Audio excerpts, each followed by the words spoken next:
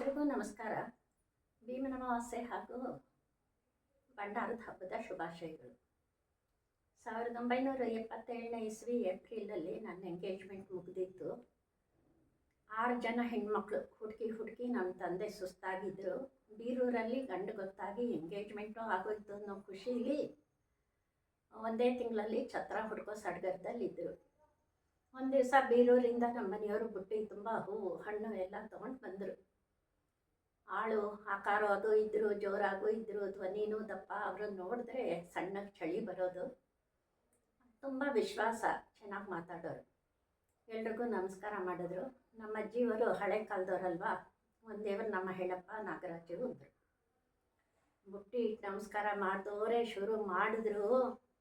ಎಲ್ಲರಿಗೂ ಭಯ ಆಗೋಯ್ತು, ಹೇಗಪ್ಪ ಇವ್ರ ಹತ್ರ ನನ್ನ ಮಗಳು ಅಂತ. ಆ ಹಾಡು ಯಾವುದು ಅಂತ ಈಗ ಕೇಳಿಸ್ತೀನಿ.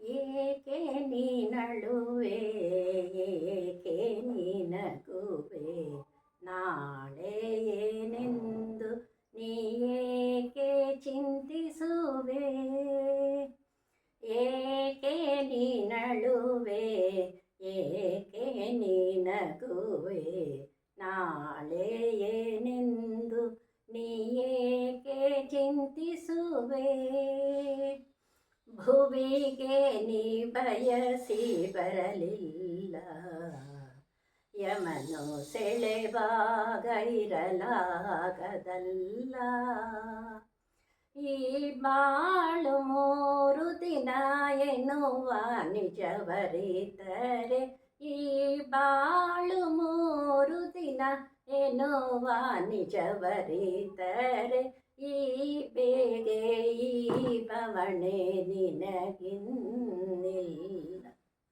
ಏಕೆ ನೀನಳುವೆ, ಏಕೆ ನೀನಗುವೆ, ನಾಳೆ ಏನೆಂದು ನೀ ಏಕೆ ಚಿಂತಿಸುವೆ, ಹುಟ್ಟುತ್ತನಿ ತಂದುದೇನು, ಕಡೆಗೆ ಸತ್ತಾಗ ಕೊಂಡೊಯ್ಯುವುದೇನು,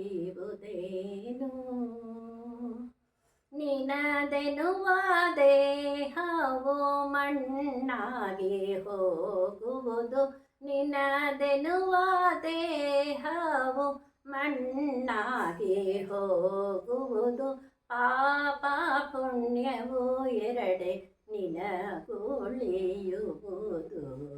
ಏಕೆ ನೀನಳುವೆ, ಏಕೆ ನೀನಗುವೆ, ನಾಳೆ ಏನೆಂದು ನೀ ಏಕೆ ಚಿಂತಿಸುವೆ, ತಂದೆ ತಾಯಿಯು ಮನೆಯ ಒಳಗೆ, ನಿನ್ನ ಹೆಂಡತಿಯು ಹೊಸಲಿನ ವರೆಗೆ, ಸುತನಾಗಿ ಬಂದವನು ಸುಡುಗಾಡವರೆಗೆ,